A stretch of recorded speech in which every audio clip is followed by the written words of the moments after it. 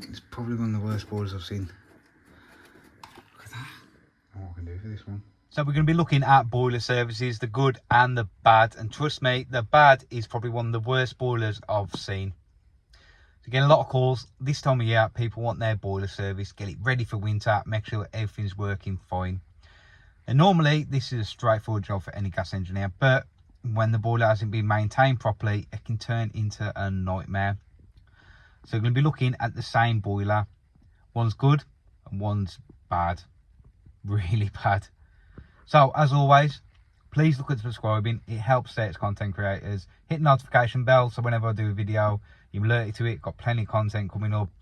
Give us a like, and any questions, just drop them in the comments. I'll do my best to get back to you and answer it. So yeah, let's get straight into this one. We've got this Worcester Green Star.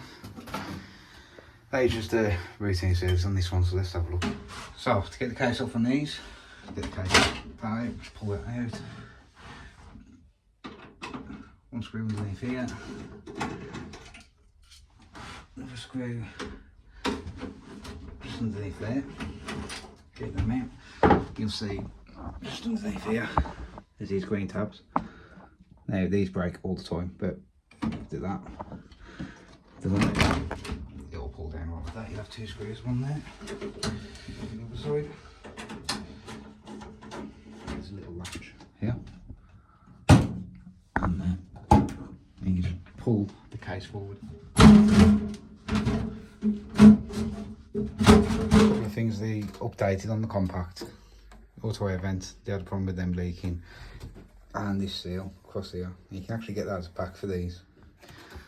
First thing to do is get that trap out. So disconnect it from there. There we go. I should twist and pull out. Now I don't want this to go everywhere.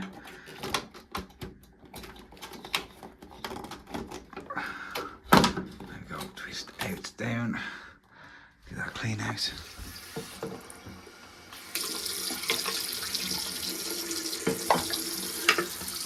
That's it all clean. Can you see on the bottom there? I can't get nothing in there to scrape it to get all that off, but I've got the bulk of it out. Let's get that back in. So I should just push in, twist, lock on, and that go into that hole there. There we go. That's it all back in. That's the trap clear. So that's the test point there that you use to do the fan pressure. It's right behind. That's take that out, get that on. I'm just going to fire up the analyzer and see what readings we get. To get into maximum, you press them two buttons there, hold it down, then you can use the arrows on the right, put it into minimum and maximum. The first one we're going to do is the maximum. We're going to get the fan pressure test done, and that was coming out about 5.5, 5.4, which is spot on, and that's our minimum readings, looking good. And we're going to just pop the boiler into max, go outside, and we're going to do a gas rate. It's old school meter, so what you got to do is when the dial's moving, you just time it, see how long it takes to do one revolution. Then you put that in your gas rate calculator. There is a long way to do the calculation of that. I can't remember off the top of my head, but if anyone can remember it, put it in the comments, I'll be well impressed. Went back inside, checked the maximum, and it was spot on. Apologies for the next bit, the analyzer is a little bit noisy. There's got two runners on the bottom, just line it up, you see them there? Just line up the case. You should be able to push that back. Push it in there. Then to get this back up, you just got to angle it in so it comes like an angle. Like that. And it'll lock back in, and the green tab, just push them back up. And there's automatic gone back up. Need two screws, get them back in. So minimum maximum's okay, but put the case back on, do maximum. That's because with the case off, it's drawing its air from inside. So what I'm doing there is fluid integrity and the maximum with the case back on. Case back on, maximum, that is fine. So what I'll do is I'll put on the screen what the readings should be for maximum, minimum and the fan pressure. Here's the fan pressure readings and what you should be getting on your minimum and maximum. Get it in service mode. Press the two buttons, there you go, set it service mode. What I'm going to do now is the FSD checks. The gas supply there, isolate, we're going to create a demand on the hot water. Then we're going to wait for the boiler to lock out, make sure that locks out. There we go, EA227 is flame failure. Reset the boiler with the reset button. Then we wait for that to fire back up, just make sure it works, and get a bit of leak detector on there because we have disturbed it, so just a few leak detector on there, belt and braces. There we go, that's it, that's all the checks done. One thing I've noticed, no filter. No filter. Why? Why wouldn't you put a filter on? Nice straightforward service, that one. Compact, don't like them boilers. I don't like them, they're just too compact. Have you ever tried to get the electrodes out or just give them a full strip of clean? Nightmare. Don't like them. Do not like them. Don't know what Worcester was thinking with that one. I don't know, some of you might like them. I don't know, just me, not my cup of tea. So round two, this is the same boiler, a compact. Customer booked in a routine service, but they said they've been having problems with the boiler. So we brought up the fault memory and it was coming up EA. First thing we noticed, condensate traps backing up. So that's one warning sign. Sump seal looked like it had gone at some point, and the auto air vent. Warning sign number 2. We've got to do that sump seal. There's 2 screws either side, undo them, and that will pull forward and get out your way.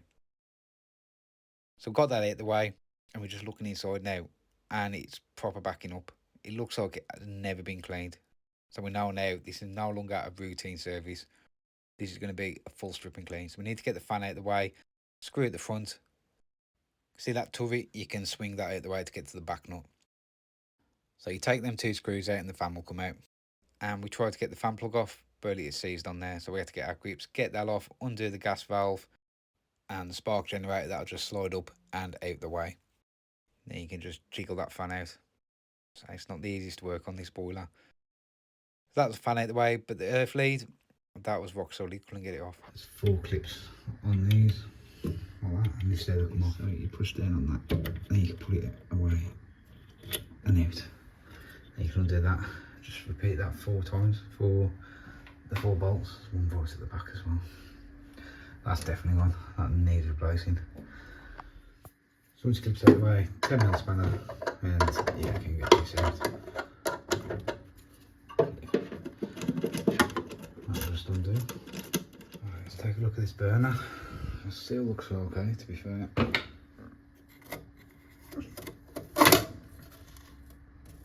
Wow.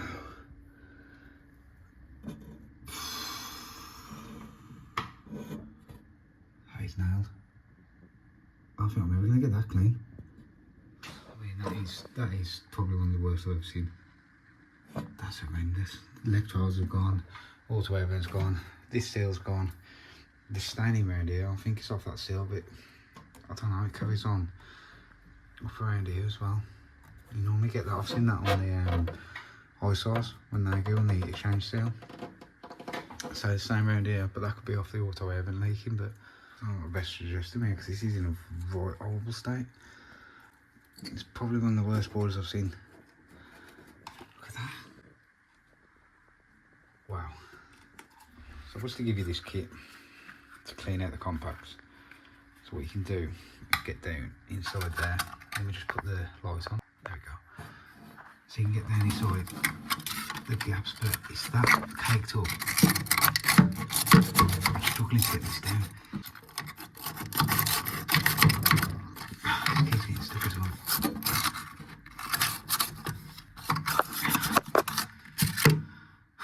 This might take a while. Try to scrape it as much as I can, but what we're going to do now is try and wash it through best we can.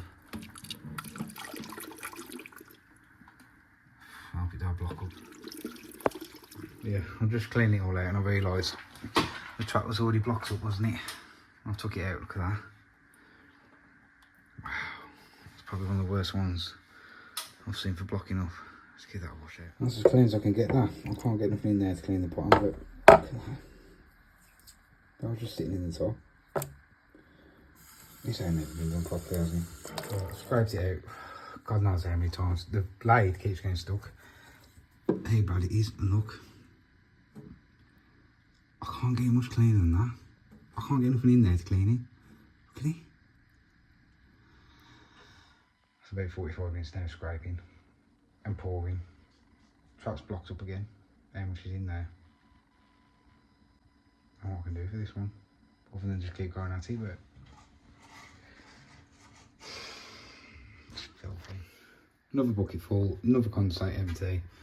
I just cannot get it all out. I cannot get all these deposits out. It is rammy. Worst bowl I've ever seen. I've tried and tried and tried to clean all inside there and there. Them electrodes as well. Boilers are isolated. We're going to do the auto air vent now. It comes in the pack. That's the Worcester number. Auto air vent and something seal as well. It's a handy pack to have on your van just in case you ever come across this. So all we're going to do, pull that clip out and place the auto air vent. There we go. That's it. Then we're going to put it back in. Through there. It's okay. Spring, so you have to push it. There we go. There we go. I've got you. Right, so we've got the fan back in now. I need to work on this one because we am behind for the day now. Because we've got to stay and sort these. But getting the fan bolts back on. You've seen the one earlier at the front, just there. There's one at the back. That's a 7mm socket I've got on there. There's my Weaver kit. Comes in very handy. Gas valve is back on. Then the ignition electrode just hooks on that plate there. And down inside there. Like that. Let's get this sump seal changed. The one just goes on there. Just got to stretch it out. And you'll get it on. There we go. That's the new sump seal on. Let's get that back in. Just while I go drain down, I might as well pump it up, pump up the expansion. There we go. Just got that just under one. Disconnect that. Close the drain off. Just twist. And we can un-isolate the boiler. Do fan pressure test. Analyzer on, I've got about 3.5 on the fan pressure. Yeah. Even with all that clean, that's the maximum. Just get it onto minimum. And that's what the minimum comes out. That's the final combustion reading with the case on. And the gas rate, 27.9. We've just about passed. That last one was bad. Really bad. I don't know what else I could have done to clean it out. I really was trying my best to try and get in between all them things and get all the dirt out. So I have quoted the customer for some new electrodes and to give it another clean through. But they just want to see how they get on with it. I can't force the customer to spend money on the boiler. I can only do what I can do while I'm there. I said it was only booked in for the standard service. It should take 45 minutes. I ended up spending 2 hours there trying to sort that boiler out. The bad thing is, she's been paying for the service every year. It's 9 years old. She's had it serviced every year. So yeah, it's really unfortunate for that customer. She's been paying the money, thinking she's looking after the boiler, when in fact, nobody's even touched it. But there you go. That is 2 different sides to boiler servicing. So the 2K giveaway is nearly upon us. We've only got 100 subs to go until we do that. So, got to think what we could do. Thank you to the people that done the suggestions last week. I'm going to take them very seriously. One was a really good one, so that might be it. But yeah, tune in and I'll let you know that one next week. Why not? I'll let you know the 2K giveaway next week. Till then, have a good one.